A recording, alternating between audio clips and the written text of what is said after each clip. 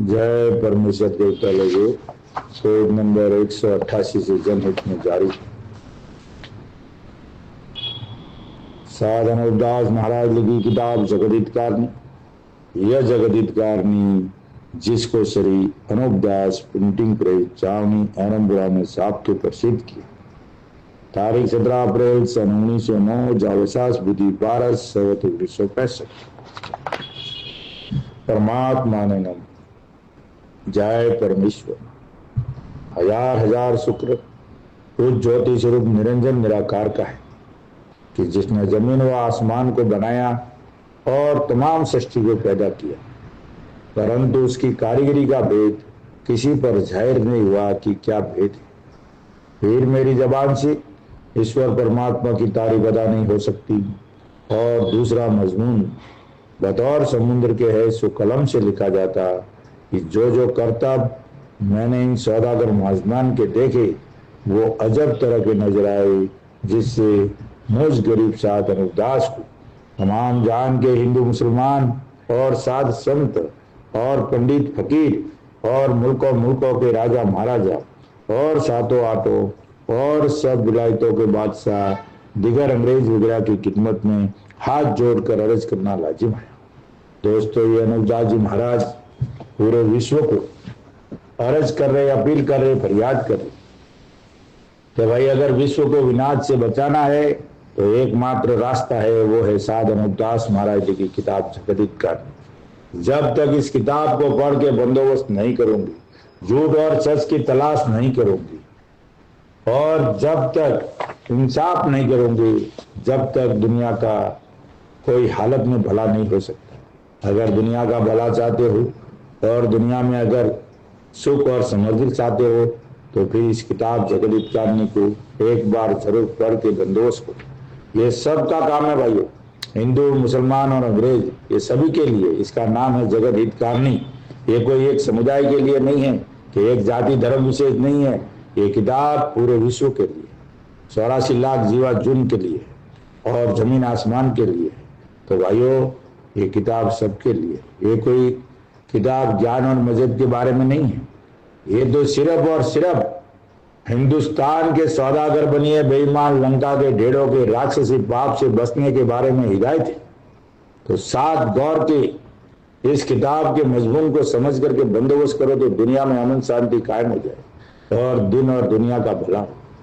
तो भाइयों, एक बार इस किताब को जरूर पढ़िए और इस किताब के लिए संपर्क के लिए, इस किताब के लिए और इस किताब को पाने के लिए संपर्क के लिए नंबर देता हूँ 8905653801।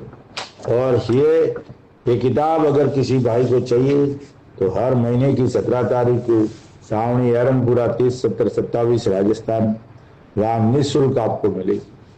और इस किताब को पढ़ना हमारे लिए सौभाग्य की बात है, इसको चुगना हमारे लिए परम दुर्भाग्य।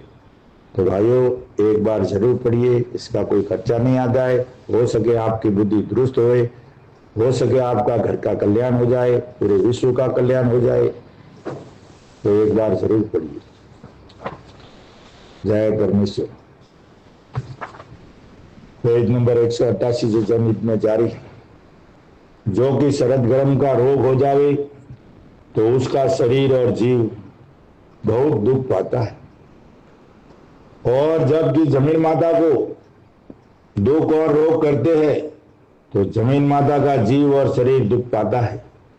परंतु संसार के लोगों की बुद्धि ऐसी कैद कर दी है कि जो राक्षसी पाप से जमीन को फाड़ भी देवे और दरख्तों को हवा के जोर से गिरा भी देवे या समुद्र के पानी को रोक करके आफरा और बदहजमी कर देते हैं, तो उसको सब संसार के लोग ईश्वर की कुदरत कहते। परंतु ये कोई नहीं जानता कि जमीन तो जिंदा जीव है, परंतु इन बनियों ने अपने राक्षसी पाप से संसार के लोगों को जमीन माता के शरीर की पहचान भुला दी है। आज जो भी घटना घटती है भाई, जमीन को कोई फाड़ भी दे, दरख्तों को हवा के जोर से गिरा भी दे और समुद्र के पानी को रोग और आफरा और बदहजमी कर देते, तो हम किसको दोष देते हैं कि ये तो ईश्वर की कुदरत है। क्योंकि हमारी बुद्धि कैद है, हमारी सोचने की क्षमता ही बंद कर दी है हिंदुस्तान के सौदागर बनियों ने। बुद्धि को, हमारी बुद्धि को बस में कर लिया है। जो जितना वो यूज करते हैं उतनी ही बुद्धि हमारी चलती है। झूठ फरेब में बहुत ज्यादा चलती है, लेकिन न्याय नेकी में नहीं चल रही है भाई। इसके लिए हमको उसकी ये किताब जब तक नहीं पढ़ोगे जब तक तो बुद्धि दुरुस्त होगी नहीं। किताब पढ़े बगैर कोई बात समझ में नहीं आएगी। इसके लिए किताब पढ़ना बहुत जरूरी है। और यहाँ महाराज कहते हैं कि जमीन तो जिंदा जीव है। हम जमीन के गर्भ में भाइयों, जमीन जिंदा जीव है। हम जमीन माता के पेट में मैल खाने वाले जीव है। और ये अनूपदास जी महाराज कहते हैं भाइयों, जिंदा जीव है। परंतु इन बनियों ने अपने राक्षसी पाप से संचार के लोगों की राक्षसी पाप से संचार के लोगों को जमीन माता के शरीर की पहचान भुला दी। कैसे? बुद्धि खराब करके जमीन माता के शरीर की पहचान भुला दी। अब पहचान कब होगी? जब आपकी बुद्धि दुरुस्त होगी। और बुद्धि कब दुरुस्त होगी? जब इस किताब जगदीत कारणी को पढ़ते हो। अभी दुनिया की आप लोग, हर धर्म हर मजहब के लोग, दुनिया की हर किताबें तो आप पढ़ते हो, फिर भी बुरा हो रहा है। भला होने का रास्ता किसी के पास नहीं है। और ये किताब दावा करती है कि मेरे बताए मार्ग पे चलो, दुनिया में अमन शांति कायम होगी। ये गारंटी के साथ बोलती है। ऐसी कोई दुनिया की बोलती है? दुनिया की जितनी किताबें हैं वो जन्नत का हवाला देती है कि जन्नत में 72 हूरें मिलेगी। हिंदुओं की किताब कहती है कि स्वर्ग नरक में तेरा भला होगा। अरे भाई, मुझे भला यहाँ चाहिए। दुनिया की सब किताबें यहाँ कोई भला नहीं करती है। भला करने का स्वर्ग नरक बता रही है। और मुसलमान भाइयों की किताबें जन्नत बता रही है। और अंग्रेजों की किताबें हेवन हेल्स बताती है कि वहां भला करेंगे। अरे जन्म मैंने यहाँ पाया भाई, मेरे परिवार यहाँ है और यहाँ मेरे परिवार के साथ सुख भोगना चाहिए ना। सुख समृद्धि मेरे को यहाँ मिलनी चाहिए ना। वहां मुझे 4 गुना सजा दे देना, लेकिन मुझे सुख शांति यहाँ दो। तो हमारे हिंदू मुसलमान भाइयों और अंग्रेज भाइयों की जितनी भी किताबें हैं वो यहाँ सुख भोगने की बात ही नहीं करती। सुख भोगना है तो स्वर्ग में जाना पड़ेगा, सुख भोगना है तो जन्नत में जाना पड़ेगा, सुख भोगना है तो हेवन हिल्स में जाना पड़ेगा। लेकिन यहाँ सुख, मालिक यहाँ सुख नहीं, तो फिर मालिक पैदा क्यों किया भाई? जब यहाँ दुख देना था तो पैदा ही नहीं करता। जबकि ये किताब कहती है मालिक किसी प्रकार का दुख नहीं देता है। अब भाइयों, जो स्वर्ग नरक जो बोल रही है, जन्नत जो बोलते हैं, हेवन हेल्स जो बोलते हैं, वो हिंदुस्तान के सौदागर बनिए बेईमान लंका के ढेड़ों के पाप करने की जगह है। तो इसको ये वैज्ञानिक लोग है क्यों नहीं ढूंढ के निकालते हैं? ऊपर सैटेलाइट चांद के ऊपर पहुंच गए, ये समुद्र के कोई टापू के ऊपर आप क्यों नहीं जा सकते हो? उधर भी जाना चाहिए, उसकी तपास करनी चाहिए। किताब कह रही है ना, हर चीज शक के दायरे में पकड़ते हो आप। मुजरिम को पकड़ दो शक के दायरे में, जिस किसी को भी शक आता है उसको पकड़ दो। ये खुली किताब बोलती है कि हिंदुस्तान का सौदागर बनिया बेईमान लंका का ढेड़ पूरा जगत का चोर है और पूरी दुनिया का धन चोरा के लिया है। और जो बुरा हो रहा है उसके राक्षसी पाप से हो रहा है। और वो राक्षसी पाप किसी समुद्र के दरमियान में कोई टापू के ऊपर करा रहा है। और उस टापू का नाम है स्वर्ग नरक, उस टापू का नाम है जन्नत, उस टापू का नाम है हेवन हिल्स। वहां पे ये पाप करते। तो इतने बड़े बड़े दुनिया के वैज्ञानिक लोग आविष्कार करते, दुनिया की शोध करते, फिर इस बात की शोध क्यों नहीं करते? इसका भी शोध करो भाइयों, इस किताब पढ़ के, ताकि दुनिया दिन और दुनिया का भला होवे। इसके लिए हाथ जोड़ के हिंदू मुसलमान भाइयों से अर्ज करता हूं कि एक बार इस किताब को जरूर पढ़िए, पूरे विश्व के लिए। और हमारा खास करके हिंदुस्तान का मीडिया भी हर छोटी सी छोटी बात, किसी भाई का कुछ भी छोटी सी छोटी बात बताने में माहिर होता है। पैसे वाले लोगों के पास माहिर होता है, लेकिन ये हिंदुस्तान का मीडिया इस बात को नहीं उठाता है। ये हिंदुस्तान का मीडिया का फर्ज बनता है कि ऐसी बात है पूरी दुनिया के भले होने के लिए, लेकिन मीडिया क्या करता है? कोई गरीब को फॉर्मूला के बता देता है, किसी का हुआ तो उसका मीडिया के फायदा के आधार से ये काम करता है। मीडिया संसार का भला करने के लिए नहीं बैठा है। किसी अगर जंगल में आदमी को कोई भी जानवर मारता हो तो उसका वीडियो निकालेगा, लेकिन उसको बचाने का काम नहीं करेगा। उसको वीडियो निकाल के दुनिया में पेश करेगा। किधर लफड़ा होगा तो वो वीडियो निकालेगा, लेकिन उधर बुझाने का काम नहीं करेगा कि भाई झगड़ा बुझाओ, वो काम नहीं करेगा। तो ये मीडिया का काम है। मीडिया कैसे भला करेगा? तो मीडिया का काम रहता है जिधर देखता है पहले समझाने बुझाने, उसको तहकीकात करने का। तो इस किताब ये आज पूरे 114 साल से ये किताब पूरे दुनिया में चल रही है, सोशल मीडिया पे धूम मचा रही है। फिर भी मीडिया की आंख ही नहीं खुलती है कि भाई आखिर में है क्या ये माजरा। उसको पढ़नी चाहिए। किताब तो हर एक को पढ़नी चाहिए। जगत हित कारणी इसका नाम है, जगत के भले के लिए है। तो मेरे भाइयों, जब हिंदुस्तान के सौदागर बंदियों ने सबकी बुद्धि खराब कर दी है, इसके लिए किताब की तरफ ध्यान भी नहीं देता है। लेकिन जो बनता पढ़ता है ना, उसको सब पूरी दुनिया की मालूम पड़ जाती है, इतिहासों का मालूम पड़ जाता है, असली बात क्या है, नकली बात क्या है। इसके लिए हमारे असली वेद इन्होंने गायब कर दिए और झूठे पकड़ा दिए, भूल डाल दिए कि जो जमीन माता का शरीर है और जीव निहायती दर्जे का दुख पाता है, परंतु इस कदर कोई भी पहचान नहीं करता कि राक्षसी पाप सी जमीन को दुख दे रखा है, क्योंकि जमीन माता तो जिंदा जीव है। ऐसा कोई ख्याल ही नहीं करता कि जमीन माता को दुख दे रखा है। वो तो ये सोचते हैं कि ये तो मालिक की कुदरत है। तो संसार के लोगों को ये बनिए, अपने राक्षसी पाप से कुछ नहीं सोचने देते हैं कि इस जमीन के ऊपर चांदी सोने की खाने नहीं, वो कहां गई, ये भी नहीं सोचने देते, क्योंकि जमीन तो वो की वही है। सो ये बुद्धि का सबब है। किसका सबब है? बुद्धि का। कि जो नहीं सोचने देते हैं, क्योंकि चांदी सोने की खाने थी, वो जमीन के शरीर की चर्बी थी। जो चांदी सोने की खाने है ना, सतयुग में उसको चर्बी कहते थे भाइयों, वो चर्बी थी। वो बीमारी के सबब से गल गई है। अभी बीमार होता है कोई भी आदमी तो गल भी जाता है, और जो चर्बी थी वो निकाल के हिंदुस्तान के बनियों ने पार कर दी। उसके बाद में जो खाने थी वो गल गई, पूरी फिनिश हो गई। कि अब जो चांदी सोने की खाने कहीं पर दिखने को भी नहीं रही है, और हिंदुस्तान के लोगों को तो राक्षसी पाप के सबब से पागलों की तरह करती है। परंतु दूसरी विलायतों के लोग और राजा बादशाह भी नहीं सोचते हैं कि जमीन तो वो की वही है और चांदी सोने की खाने कहाँ गई, इसका ख्याल नहीं करती। जिसका सबब यह है कि रावण ने 3 लोग की बुद्धि कैद कर दी थी और जमीन के शरीर की पहचान भुला दी थी। रावण ने भी वही काम किया था जो आज चल रहा है, और आज वही काम चल रहा है जो रावण ने किया था। उसी तरह से इन सौदागरान ने भी शांतों आठों विलायतों के लोगों की बुद्धि खराब कर दी, जिसे जमीन के शरीर की पहचान किसी को भी नहीं रही है, वैज्ञानिकों को भी नहीं है। पूरे विश्व में किसी को ये पहचान ही नहीं है कि जमीन माता जिंदा जीव है या मरी हुई है।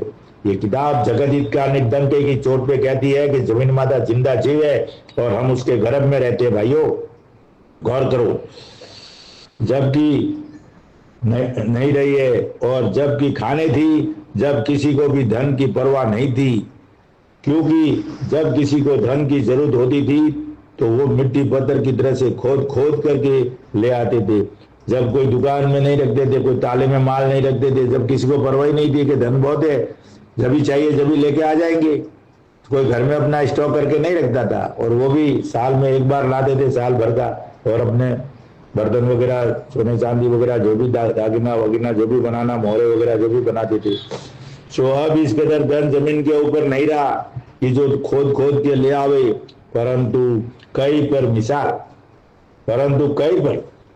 मिसाल जल फूक के रुपया खर्च करके निकलवाते हैं। मिसाल के तौर पर अनूपदास जी महाराज बोल रहे हैं, जल फूक के रुपया खर्च करके निकालते हैं कि जिस कदर बाबत धन निकलवाने के रुपया खर्च करते हैं, तो रुपया का 1.25 रुपया होता है, इससे ज्यादा नहीं। और किसी किसी जगह पर रुपया खर्च करने से 12 आने का धन निकलता है। फिर रुपया का 12 आना होने की वजह से धन निकलवाना ही बंद कर दिया है, और जो कि टूटा हुआ धन था उसको बनियों ने अपने काबू में कर लिया है, और जो कि थोड़ा बहुत बाकी है उसको अब काबू में कर लेंगे। जब सब विलायतों में शेर काशी रहेगी, जब उन राजा बादशाहों को दौलतमंद कहेंगे, पूरा धन सोना चांदी समाप्त हो जाएगा दुनिया से, फिर आएगी काशी। और जिसके पास शेर काशी रहेगी, जब उन राजा बादशाहों को दौलतमंद कहेंगे भाई, जब काशी का दौर आएगा, कासा उसका दौर आएगा, ऐसी हालत कर देंगे, पूरा जो धन दौलत है, लक्ष्मी है, पूरी गायब कर देंगे। हिंदुस्तान के बनिए कैसे कैसे दुख देके, हालात पैदा करके, हर तरह की कोशिश करके धन अपना ले लेंगे, निकाल कर साइड में कर देंगे। फिर रहेगी काशी, और कासा रहेगा, वो शेर काशी रहेगी जिसके घर में, उसको ये आगम बाकी हुई, ये भविष्यवाणियां की हुई है। और ये कब कब लागू होगी ये भविष्यवाणी, कब ये करेंगे, जब आप इस किताब की लिखी हुई बातों को नहीं समझेंगे और गफलत में रह जाएंगे, तो वक्त आएगा जब ये हिंदुस्तान के बनिए आप ऐसे लड़ते झगड़ते रहेंगे, इस किताब को नहीं समझेंगे, इस किताब की बातों को अधूरी करेंगे, तो फिर ये हिंदुस्तान के बनिए जो किताबों में लिखा है और महाराज भी कह रहे हैं, वो वक्त आएगा तो करके दिखा देंगे। दौलतमंद उस शेर काशी में से क्या तो धर्म पुण्य करेंगे और क्या कारज वगैरह करेंगे और क्या फौज वगैरह रखेंगे। सो ये बात दुनिया में कहते हैं, दुनिया में आगम के तौर पर कहते हैं कि कल जब इस तरह का बुरा आवेगा, ये आगम भागते हैं, लेकिन वो आगम बोलने वाले हमारे बुजुर्ग थे, क्योंकि उनके घर में ऐसा सुझाते हैं, नींद में, सपने में, जागते सुपने, किसी भी तरह से, या जंगलों में मिल मिल के कोई साधु, बड़ा बड़ा साधु बन के कि जा बेटा तेरा ऐसा हो जाएगा, जा तू ऐसे जाके कर देना, तू ऐसा दुनिया में तेरा नाम अमर हो जाएगा, तो दुनिया में तेरा नाम ये होगा, ऐसा होगा, फलाना होगा। तो दुनिया में कई तरह से लोगों को ये ढूंढिए, कई रूपों में मिलते, कई तरह के रूप में मिलते हैं और दुनिया को बहकाते फिरते हैं और आगे भागते हैं, भविष्यवाणियां करते हैं, चमत्कार करते हैं, पर्चा करते हैं। ये सब हिंदुस्तान के बनियों के राक्षसी पाप से होते भाइयों। ये कुदरत के नहीं है, ये कुदरत के विरुद्ध में, एक कुदरत को एक बीमारी के तौर पर है। इस तरह का बुरा आवेगा कि जिसके घर में शेर काशी रहेगी वो दौलतमंद कहलावेगा। ये बातें तो पहले से बनियों की चलाई हुई है और नाम अगले सदी लोगों का कि हिंदू मुसलमानों के बुजुर्ग हो गुजरे हैं, उन्हों का नाम लगा दिया है। अभी देख लो भाई, ये हिंदू मुसलमान किताबों में नस्त्रदेमंस का हाल है ना कि भाई मोदी इतना बरस राज करेगा, जबकि राज करना तो हिंदुस्तान ने बनियों ने तय किया था और इन्होंने लिख के भेजा था। नस्त्रदेमंस का तो नाम है सिर्फ, उसने कोई भविष्यवाणी नहीं की, वो कुछ जानता नहीं था, लेकिन जानने वाले हिंदुस्तान के सौदागर बनिए थे। उन्होंने किताबों में पहले से लिख के हमारे बुजुर्गों के नाम से, नस्त्रदेमस हमारा बुजुर्ग था, तो उन बुजुर्गों के नाम से अच्छे लोग होंगे, जानकार होंगे, वैज्ञानिक होंगे, उनके नाम से ये बातें जाहिर करते हैं ताकि उनका नाम सौड़े न आवे संसार में और मारे नहीं जावे। लगा दिया है और आप न्यारे के न्यारे रहिए, क्योंकि पहले चांदी सोने की खाने थी, जब मिट्टी पत्थर की तरह से खोद खोद के ले आते थे। वो प्रथा आज भी चलती है भाई, राजस्थान में वगैरह अमुक अमुक जिलों में अभी भी चलती है। और वो मिट्टी, और अभी तो झाड़ के फूले और मिट्टी लेके आते हैं, अभी वो प्रथा चल रही है, लेकिन वो ओरिजिनल जो चांदी सोने के खाने लाते थे वो चीज नहीं मिल रही, अब तो मिट्टी लेके आते। लेकिन रीत सतयुग की चल रही है, ले आते थे, क्योंकि जमीन माता का शरीर ताजा था, इस वजह से जमीन के शरीर की चर्बी वगैरह नहीं गली थी। और जब से कि ये सौदागर बच्ची काल वगैरह दुनिया में डालते हैं, जब से जमीन माता तरह तरह की बीमारियां पा रही है, इससे जमीन के शरीर की चर्बी गल गई है। इससे अब वो चर्बी कि जिसको फी जमाना का मतलब आज का जमाना, जिसको फी जमाना चांदी सोने की खाने बोलते, आज का जमाना चांदी सोने की खाने बोलती, और सतयुग में उसको चर्बी बोलती थी, वो नहीं रही है। सोने चांदी की खाने बोलते वो नहीं रही है। और जो कि टूटा हुआ धन विलायतों में था और होगा, तो उस टूटे हुए धन को किसी विलायत में नहीं रहने देंगे, ये लंका के ढेर नहीं रहने देंगे, सब जब्त कर लेंगे, आपका कैश लेंगे। ये सीबीआई ईडी वगैरह ये कुछ नहीं कर सके, धन तो हिंदुस्तान के बनिए ले लेंगे। जिसका सबब यह है कि जिस तरह से आदमी के शरीर में बीमारी के सबब से सर का खून पैरों में सोजन और वर्म के सबब से आ जाता है, और पैरों का खून वर्म के सबब से सर में आ जाता है, फिर इसी तरह से ये सौदागर बच्ची अपने राक्षसी पाप से जमीन को बीमार कर देती है। ये जमीन को भी बीमार कर देते हैं कि जिससे जमीन को तरह तरह के रोग हो जाते। जितना रोग आदमी को होता है, जितना रोग जानवर को, उतना का उतना जमीन माता को रोग है। और मशीनरी वही है जो हमारे शरीर में है, वो वही जमीन माता के शरीर में है, और उसी का सिस्टम है। लेकिन शरीर बहुत बड़ा विशाल है। आदमी का शरीर अलग टाइप का है, इंसान का अलग टाइप का है, जानवर का अलग टाइप का है, झाड़ वनस्पति का अलग टाइप का है, और जमीन माता का स्वरूप अलग टाइप का है, लेकिन सिस्टम वही है भाई। तो संसार के लोगों को नहीं है, तुम संसार के लोगों को नहीं है कि ये सौदागर बच्ची अपने जादू के जोर से जमीन को फाड़ के टूटे हुए माल को खींच लेगी, कि जिस तरह से किसी मुल्क के मंदिर किसी मुल्क में निकाल देते हैं, फिर उसी तरह से ये सौदागर बच्चे भी जमीन माता को तरह तरह के दुख देके टूटा हुआ माल खेस लेते। पहले भी दुनिया में ये मंदिर वगैरह कहीं के मंदिर कहीं पे उड़ा दिए थे और कहीं से पुतलियों का निकालना कहीं पे निकाल देते थे। वैसा का वैसा आज भी हिंदुस्तान के बनिए और आगे भी करेंगे। ये पाप नहीं छूटा तो आगे भी करेंगे। चाहिए वैसा चमत्कार दिखाएंगे, चाहिए वैसा कर्तव्य दिखाएंगे, चाहिए वैसा भविष्यवाणी करेंगे, चाहिए वैसा पर्चा दिखाएंगे। आगम और भी कई तरह की इनके तो कई तरह के अदद जाल है तो कई तरह के दिखाएंगे। ये एक किस्म की बीमारी है कि जैसे आदमी के शरीर में बीमारी के सबब बीमारी के फिसाद के सबब से बादी वगैरह फिरती है। फिर जबकि ये सौदागर जमीन के नाम का राक्षसी पाप कराते हैं, जब जमीन माता दुख पाती है, क्योंकि जमीन माता का भी शरीर मिसाल आदमी के है। जैसा आदमी का शरीर है वैसा वो भी है, लेकिन उसका शरीर एकदम विशाल बहुत बड़ा है, कोई कल्पना भी नहीं कर सकता है।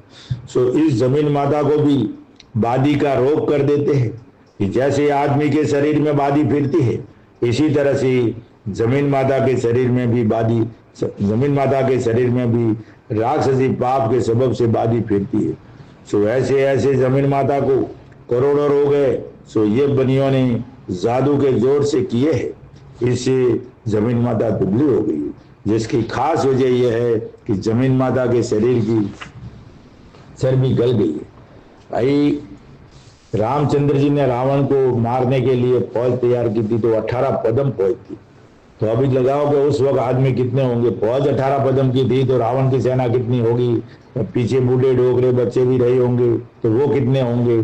तो पूरी दुनिया की जनसंख्या कितनी होगी भाई। जब फौज ही 18 पदम थी, आज तो पूरी दुनिया की जनसंख्या 7 अरब भी नहीं है। उसमें भी दुनिया तराई तराई करने लगी है कि जनसंख्या बहुत बढ़ गई है, यानी खाने पीने का नहीं है। तो ये सब क्या हाल है। इसलिए भाइयों जमीन माता का भी सोचो। ये जमीन माता को दुख दे रखा ये पाप से, तो जमीन माता सिकुड़ के छोटी हो गई, सिकुड़ गई है। जितना आदमी बीमार होता है तो सिकुड़ के कमजोर हो जाता है, ऐसे की ऐसे जमीन माता का हाल है।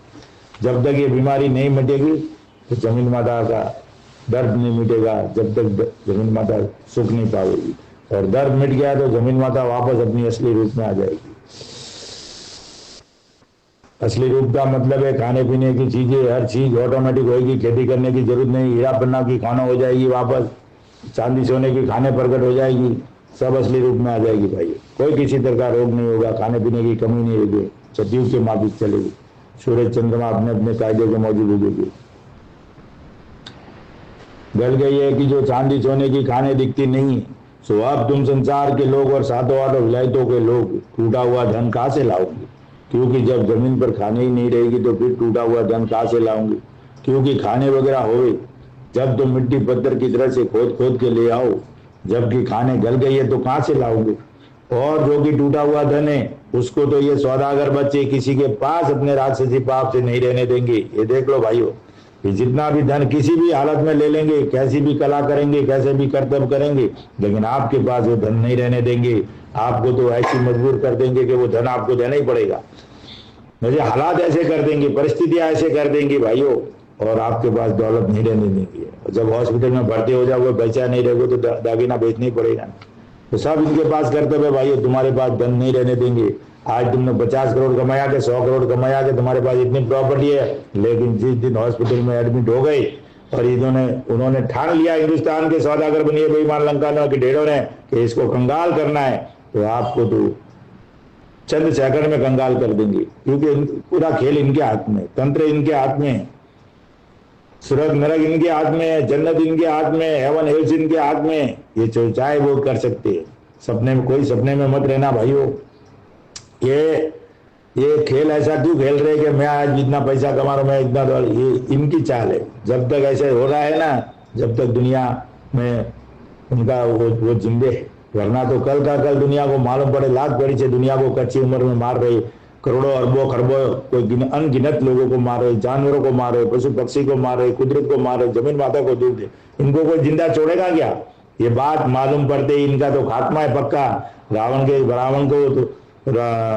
के घर में पानी पिलाने वाला नहीं रखा तो रावण की भी नहीं चली, तो इन लोग की चलेगी क्या। वो रावण अपना भाई था, नहीं चली बोले तो वो हमारा भाई था और ये तो साले लंका के ढेरे, इनका कोई बात मानेगा क्या? इनका कोई रहम करेगा इनके ऊपर? बिल्कुल नहीं करेगा। जिस दिन ये बात मालूम पड़ जाएगी, संसार की बुद्धि दुरुस्त हो जाएगी, वो एक सेकंड भी नहीं रहेंगे किधर भी, दुनिया से उनका पतन पूरा आउट हो जाएगा। इन सौदागर बच्चों के कब्जे में हो जाएगी। जब इन सौदागर बच्चों के दिल में जिस तरह से आवेगा उसी तरह से करेंगे। सो ये भाई, उस वक्त में जिंदा रहने का भी धर्म नहीं है। अलावा इसकी जब और अगर इस किताब के लिखे मौजिब नहीं चले आप ना, तो एक दिन ऐसा आएगा कि हिंदुस्तान बनियों के गुलाम बन जाओगे और जैसा चाहेगा वैसा तुम्हारे को यूज करेगा, जैसा चाहेगा वैसा तुमको सजा देगा और तुम मौत मांगोगे लेकिन मौत नहीं मिलेगी। तो उसके हाथ में और मौत, कैसी मौत मिलेगी आपको? सातों आठों विलायतें गारत नहीं होगी जब तक ये सौदागर बच्चे गरीब और भक्त होके रहेंगे। जब तक उनको कब्जा करना है, जब तक ये बहुत शरीफ और ईमानदार और भक्त लोग रह के रहते हैं, लेकिन अंदर से पूरा कपट ही कपट करते हैं। जब तक इन सौदागर बच्चों का जाल झारात में नहीं आवेगा, क्योंकि झारात में आ जावे जब तो इनके जालों को शक्तियां देके दफे भी करा देवे। परंतु इन्हों के तो तरह तरह के जादू है जिन्हों को छोड़े नहीं आने। ऐसे जादू है ना, आज अपने मुसलमान भाइयों के दिल में ऐसा जहर भर दिया है कि गजवाए हिंद, यानी पूरी दुनिया पे कयामत हमारी हुकूमत होनी चाहिए, ऐसा इनको भर दिया है। लेकिन मैं मुसलमान भाइयों से कहता हूँ, आप गजवाए हिंद करो, मुझे कोई वो नहीं है, लेकिन वो आपका मंसूबा कभी हिंदुस्तान के बनिए होने नहीं देंगे। ये आपको हवा आपकी फैलाइए, लेकिन राज उनको करना है हिंदुस्तान के बनियों को, क्योंकि ये बहुत बड़े चतुर है, बहुत चालाक है। ये राक्षसी बात करते ताकि दुनिया का ध्यान उनके ऊपर नहीं जावे कि ये खामोश हुए बैठे हैं और अपना अंदर से काम करे। अंग्रेज आए जब भी ऐसे ही धन खींच खींच के अपने कब्जे में कर लिया और बदनामी अंग्रेज के ऊपर लगा दी। सबसे पहले हिंदुस्तान में मक्का वालों को लाए, तो लाने वाले हिंदुस्तान के सौदागर बनिए ही है। और इन्होंने उन मक्का वालों का भी धन ले लिया, अंग्रेजों का भी धन ले लिया, हिंदुस्तान को तो लिए ही लिया। जहाजों में लाद के दरियाओं के पार ले, जहाँ ये पाप करते, जहाँ सुरंग नरक बोलते, वहां पे ये धन को ले गए भाइयों। तो आज जो हवा चल रही है हिंदुस्तान में कि भाई गजवाए हिंद करने का है, लेकिन मैं मुसलमान भाइयों से हाथ जोड़ के रिक्वेस्ट करता हूँ कि एक बार इस किताब को पढ़ लो। कभी आपके मंसूबे पूरे नहीं होने देंगे, क्योंकि हिंदुस्तान का सौदागर बनिया जो चाहेगा वही करेगा और राज तो उनको करना है पूरी दुनिया के ऊपर। तुम्हारे को तो एक मोहरा बनाए, तुम्हारे को दिमाग में ऐसा भर दिया और हिंदुओं के दिमाग में बुद्धि कमजोर कर दी। अरे भाई आप उसमें क्यों लड़ रहे हो भाई? ये तो किताबों से हम अलग रह गए। मालिक के तो बंदे हम सभी एक है ना, उस परमेश्वर की संतान है, मालिक सबका एक है और उस परमेश्वर की हम संतान है। तो भाई हुए ना, ये नीचे आके किताबों के जरिए हम लोग क्यों बंटवारा कर रहे? किताबों के जरिए हम एक दूसरे के दुश्मन क्यों बने भाई? तुम्हारी किताब, हमारी किताब, उसकी किताब, और किताबों के जरिए हम, जिसने पैदा किया उसने कभी बोला है हम उसकी संतान है? एक बाजू तो हम बोलते हैं हम मालिक की संतान है, हम सब उस मालिक के बंदे हैं। तो भाई हुए ना, जब हम एक ही मालिक की संतान है तो भाई हुए ना। अगर जिसकी बुद्धि में कोई जहर है, जो बुरा कर रहा है, तो उसका जहर हटाओ, उसकी बुद्धि ठिकाने लाओ, यही तो काम है। तो हिंदुस्तान का बनिया कुदरत का जिसने बनाया उसी के बगीचे को बिगाड़ रहा है। कच्ची मौत में मरना, भूकंप का लाना, रोग बीमारी करना, इसको मिटाना चाहिए। बुद्धि को खराब कर दिया है और हम इस किताबों के जरिए मर रही। इसके लिए सबसे कोई किताब जगत जाननी, इसको एक बार पढ़ो, सब लोग मिलके पढ़ो भाइयों, तब मालूम पड़ेगा आपको। नहीं आने देते हैं, जिसका सबब यह है कि पहले इन्होंने थोड़ा सा राक्षसी पाप का करना रावण वगैरह को सिखाया था, कि जो रावण वगैरह सीख लेने के सबब से और करने की वजह से तमाम जहान के लोगों ने अपनी औलाद सलामत रहने की गरज से सख्त सजा देके घारत किया। फिर रावण वगैरह के मारे जाने का डर करके ये सौदागर बच्चे जहारात में नहीं आते हैं, बल्कि दूसरी कौम के राजा बादशाहों को थोड़ा सा पाप करना सिखा देते हैं कि जो पाप की खबर किसी वजह से संसार में पड़ेगी तो सीखने वालों की औलाद मैं सीखने वालों की रावण वगैरह की तरह से मारे जाए। क्योंकि जो पाप जिसको सिखाते हैं उनको मालूम है कि जिस दिन पकड़े जाएंगे तो यही मारे जाएंगे, और काम ये करते पाप की आड़ में मारे जाएंगे। इस वजह से ये सौदागर बच्चे अपने कदीमी पाप में से थोड़ा सा पाप करना दूसरों को सिखा दे। कदीमी पाप यानी शुरुआती का पाप, जो पुराना से पुराना सब उनके फैक्ट्री उनकी है पाप करने की, और दूसरों को थोड़ा थोड़ा सिखाते, डिस्ट्रीब्यूटर बनाते, पाप करना दूसरों को सिखा देते, परंतु असली पाप को आप करते रहते। आज भी वही सिस्टम, इधर वही सिस्टम चल रहा है ना। कदीमी से दुकानें इनकी थी, ये व्यापार करते थे, लेकिन आज सबको थोड़ा थोड़ा सिखा दिया ना, परिस्थिति और हालात ऐसे कर दिए तो सब दुकान कर बैठे। आज सब बनिया बन के बैठे, लेकिन असली बनिया कौन है? पाप करने वाला लंका का डेढ़ कौन है? हम हिंदुस्तान में धर्म भी बदली करके बहुत बने, वो सब बनिए करके बैठ गए, लेकिन पाप करने वाला जो कुदरत को खंडित करता है उस बनिया की शोध करनी है भाई। और वो बनिया कौन है उसकी पहचान करनी है। जिसे संसार में बुरा होता है अगर औरों को नहीं सिखावे, जब तो इन सौदागरान को ही पकड़े और इनका ही पाप करना साबित हो जावे। इस वजह से ये सौदागर बच्चे पहले से दूसरों को सिखा देते। ये भी एक बात है, देश का जब बंटवारा हुआ, मैं तो बोलता हूँ बंटवारा होना ही नहीं चाहिए था, और हो गया तो मुसलमान भाइयों को सबको वहां भेज देना था, ताकि ये बनिए हालात में आ जाते और इनका पाप पकड़ा जाता। लेकिन जिसने भी ये किया कि भाई इधर रहो, ताकि ये भाई भाई लड़ते रहे और हम धन बटोरते रहेंगे और हम देश को कंगाल कर देंगे, इनकी मंशा ऐसी थी। तो ये तो सेफ्ट है, ये तो सेफ्ट में और हिंदू मुसलमान होकर में लड़ रहे, न हिंदुओं ने कुछ लिया न मुसलमानों ने कुछ लिया, लेकिन आपस में एक दूसरे क्या मालूम क्या रंजे चलते रहे। और ये समझते हैं कि जब तक दूसरी कौम के राजा बादशाह है, जब तक उनको ही सिखावेंगे, क्योंकि देखने वाले ये जानने लगते हैं कि राक्षसी पाप इन्होंने ही चलाया है, परंतु सौदागर बच्चों का कोई शुबा नहीं करता है और करने वाले कुछ भी शुबा नहीं करते कि हमको इन सौदागर बच्चों ने सिखाया है। सो अपने पाप में से करने में से तो नहीं सिखाया कि जो कदीमी पाप इन सौदागर बच्चों का है। जय परमेश्वर भाइयों, कल से चालू होगा पेज नंबर 191 से 191 से जनहित में जारी रहेगी। तो भाइयों, समय का भी ख्याल रखना पड़ता है और इस किताब को गहराई से पढ़िए। इसको पढ़ना हमारे लिए सौभाग्य की बात है और सुअवसर है। इसको चूकना परम दुर्भाग्य है। और पूरे देश विदेश, सातों आठों विलायतों के सबको, बड़े बड़े लोगों को, मीडिया हाउस को और भी वैज्ञानिकों को इसके ऊपर शोध करनी चाहिए और दूध का दूध पानी का पानी करना चाहिए भाइयों। जय परमेश्वर, जय परमेश्वर। कल फिर मिलेंगे। आपका दिन शुभ रहे। जय परमेश्वर।